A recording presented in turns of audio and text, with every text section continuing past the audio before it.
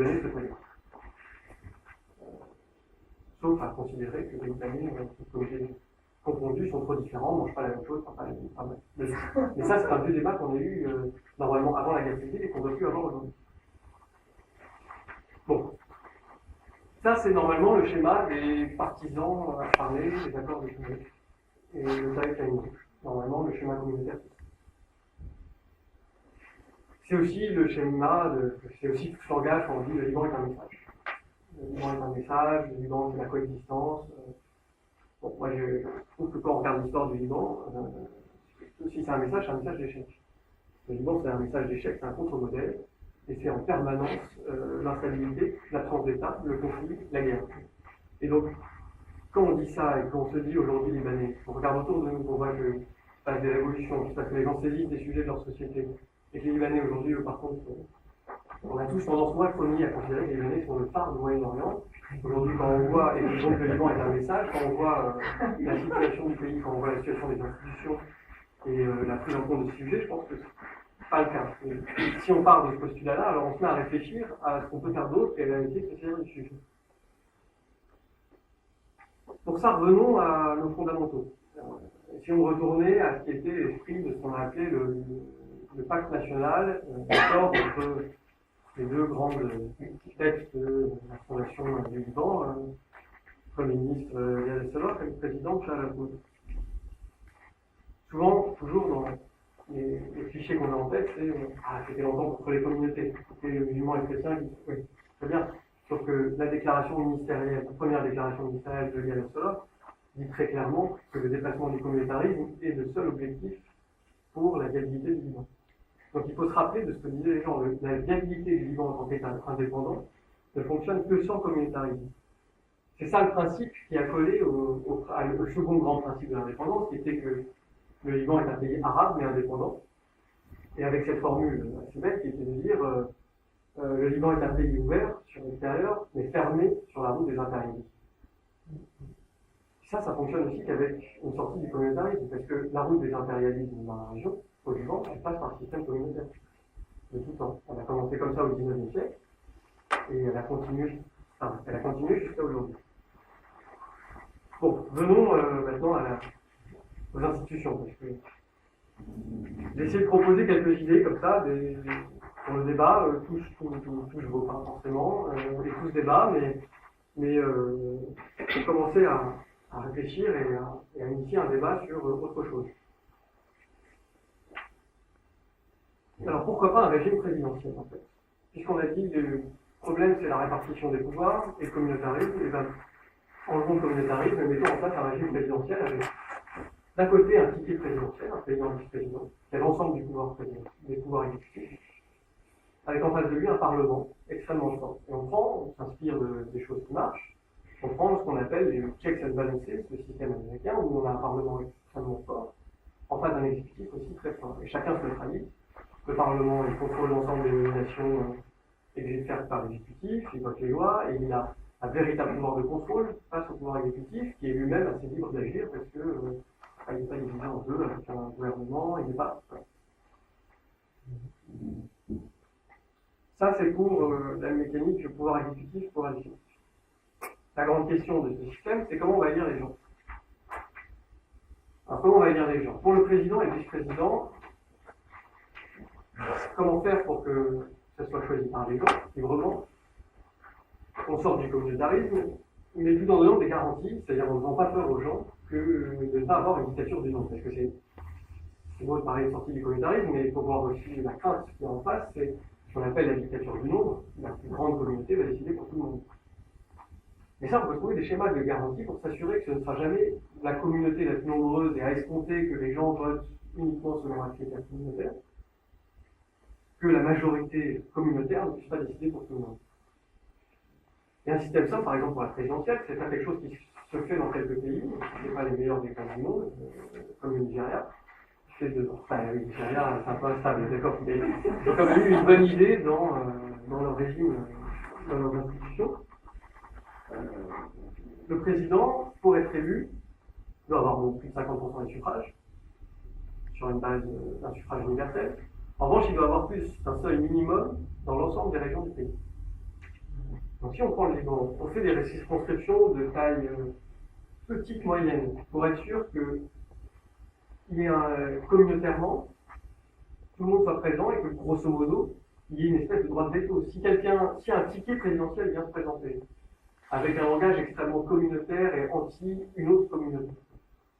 Prendre un exemple, je ne sais pas, imaginons un ticket chiite, ils disent moi je vais tuer tous les sunnites de Liban. C'est un exemple par l'absurde, mais voilà.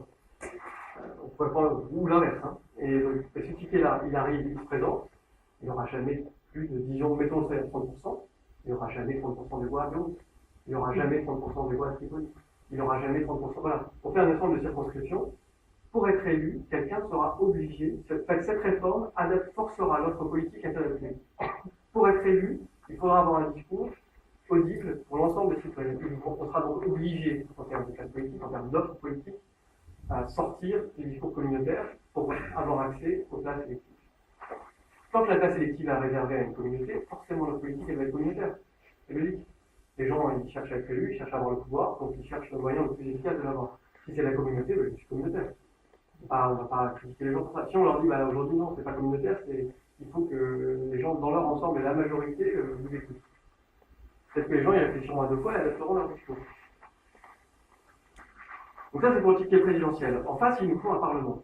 En reste beaucoup plus compliqué. Voilà. Parce que le parlement, c'est quand même l'ensemble des gens. Alors on se dit on va faire la chose la plus démocratique possible, on fait une proportionnelle sur une circonscription unique. Donc c'est très démocratique. On va donner une bonne représentation proportionnelle. Le problème c'est que ça va faire extrêmement peur. Parce que ça veut dire que concrètement, la communauté qui représente 40% des années, c'est elle qui sera nombreuse au parlement. Si elle vote de manière communautaire. Ça aussi, on peut trouver d'autres systèmes. Et d'ailleurs, il y a une commission au niveau de la Fondation Poste de Faux qui a beaucoup travaillé et des gens qui ont beaucoup écrit sur le système électoral. Et il y a pas mal d'idées qui circulent sur des systèmes intermédiaires qui sont plutôt efficaces et qui permettent de garantir, qui sont des garde-fous communautaires vis-à-vis, grosso modo, des 17 communautés qui sont minoritaires face à la communauté majoritaire. C'est quelque chose, tout le monde a peur d'une communauté. Donc, il y a une manière de se prémunir de ça. C'est un système, alors c'est un peu compliqué, c'est vrai, et ça ne répond pas à un des objectifs d'un système électoral qui est d'être transparent. Le système électoral, ça doit être transparent, efficace, juste. C'est trois gros critères. Il est juste et efficace, parce que c'est pas très transparent, mais c'est très compliqué à comprendre. Mais c'est un système qui est mixte entre un système conventionnel et un système majoritaire. C'est le système qui est en place aujourd'hui en Allemagne, par exemple, qui va être progressivement mis en place en France et en Angleterre. Ça va prendre un peu de temps, parce que c'est pas dans les mœurs, mais ça va venir progression, parce que historiquement, les pays c'était soit complètement majoritaire, on a aujourd'hui avec les scrutins de liste dedans, donc j'ai plus de 50% des voix, j'ai tous les sièges, mais du coup les 47% des gens qui sont pas représentés, ça ne marche pas dans le cadre d'une forme de Liban. Soit complètement proportionnel, bon je représente 50%, je représente 49% de la population, j'ai 49% du siège, 15 sur 24%. En fait, ce qui fonctionne bien, c'est toujours la juste mesure, c'est un système qui permet d'avoir les deux. Donc on pourrait avoir un système, une moitié de députés élus sur la circonscription unique et proportionnelle, qui permet une forte représentativité, et d'avoir par exemple des gens qui n'ont pas d'assises locales, mais qui ont un vrai discours national et transverse, d'avoir une représentation politique, parce qu'ils sont sur une circonscription unique, mais de conserver une garantie communautaire avec une représentation locale sur la base d'une majoritaire dans une circonscription plus petite pour l'autre moitié des députés. Et dans ce cas-là, on aurait à nouveau des garde-fous pour les communautés. Et donc dans ce cadre-là, on s'en sort bien aussi, on a quelque chose de relativement équilibré, avec des garde-fous, ce qui, à mon avis, peut fonctionner. Alors quand on fait tout ça, il y a tout le monde qui a peur de la communauté grandissante, et puis il y a les minorités, il y a la minorité chrétienne, qui aujourd'hui a 50% de la représentation, qui peut dire, mais moi, j'ai perdu ma représentation. Alors là aussi, il faut donner des garanties communautaires. Mais il y en a une qui dit dans la Constitution, et qui est le Sénat. Le Sénat communautaire, en fait, c'est pas tellement une mauvaise idée de dire, en gage de la sortie, c'est une très bonne idée, même l'accord de Thalès, en gage de la sortie du communautarisme, je vais créer une seconde chambre. Alors dans le texte, c'est pas très bien écrit, parce qu'on dit les représentants des familles spirituelles, donc on ne sait pas trop ce que c'est, comment ça va être choisi, qui c'est, mais bon, pourquoi pas, on définit plus.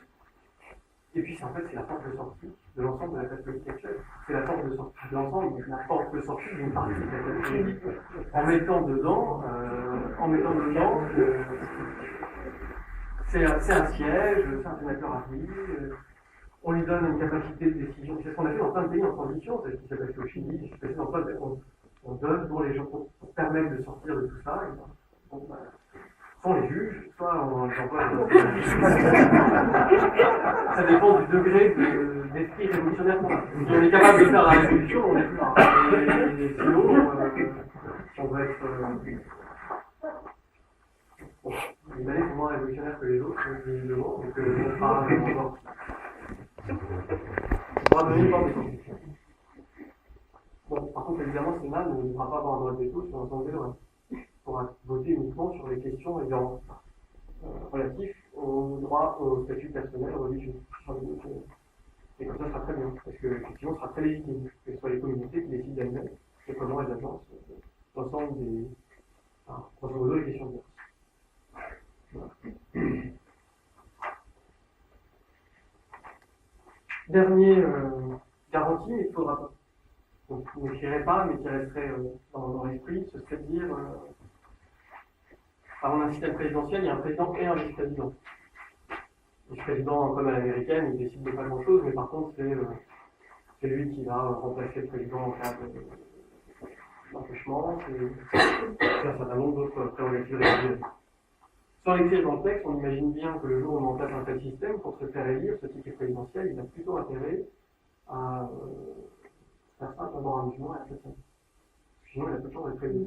Malheureusement, les mentalités aujourd'hui ne permettront pas d'élire, de faire complètement fi de l'appartenance communautaire des représentants. Donc voilà encore une petite chose, et ça on peut dire que dans 20 ans, dans un monde idéal où tout va bien, ça changera. Et comme il y a le président mort aux États-Unis, on aurait les présidentielles avec un Arménien et un bouddhiste.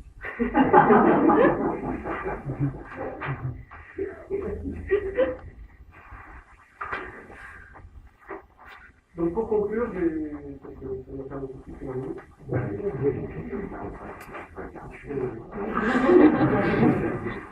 Je vais faire rapidement pour la conclusion 2 choses dans la lignée de ce qu'on disait sur les nouvelles institutions. On sait qu'il y a une table de dialogue qui va se mettre en route lundi, je crois, on se réunit régulièrement en table de dialogue et tout ça.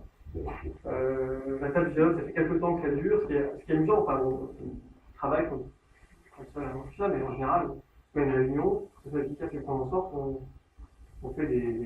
sort un document. C'est comme les positions de tout le monde, et puis un document de consensus qui permet de sortir de la réunion avec quelque chose.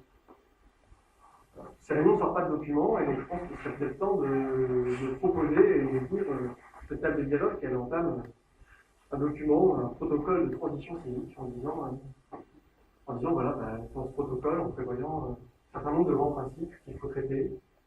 Il y a les cas dont on a parlé, il y a un sujet dont il faut se débarrasser, c'est le sujet qui les empoisonne, le sujet des armes du chinois. Débarrassons-nous de ce sujet, disons qu'il y aura un commandement intégré dans 10 ans, dans 6 mois, je ne sais pas qui sera un consensus, mais c'est un sujet en fait qui nous empêche d'avancer sur l'ensemble des sujets qui concernent le Liban et l'État libanais, donc il dépend de faire un truc qui nous met de côté pour pouvoir avancer sur les autres sujets. Et puis ensuite, c'est une transition civique, ça veut dire que les gens qui sont là, avec des chefs d'entreprise. Ils se partagent, ça fait longtemps qu'ils sont là, et ça fait longtemps qu'ils sont en échec. Alors maintenant je dis ça, et j'ai parlé de 3e République, de président, de tout ça, on peut dire très sympathique, mais c'était complètement idéaliste.